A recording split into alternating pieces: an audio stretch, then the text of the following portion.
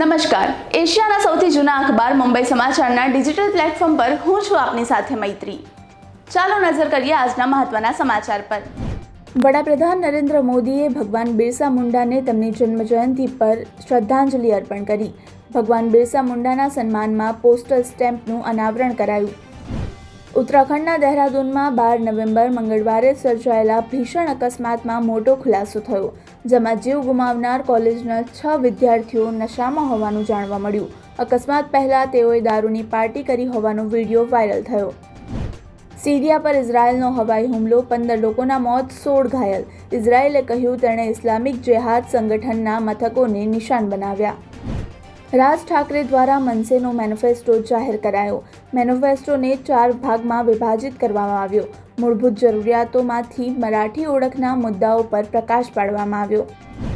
સુરતના શિવપૂજા કોમ્પ્લેક્સ અગ્નિકાંડની ઘટનામાં તપાસમાં કોર્ટે ત્રણેય આરોપી શાહનવાઝ, વસીમ અને દિલશાદના 2 દિવસના રિમાન્ડ મંજૂર કર્યા।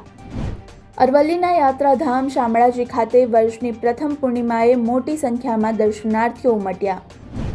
ભુજમાં આવેલા કચ્છ મ્યુઝિયમમાં મુલાકાતીઓની સંખ્યા વધી।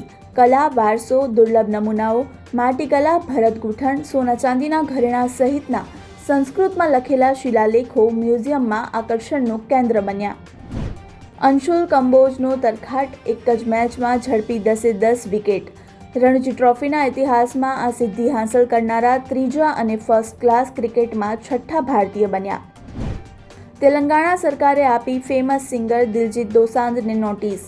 લાઇવ શો દરમિયાન બાળકોને સ્ટેજ પર બોલાવવા પર પ્રતિબંધ।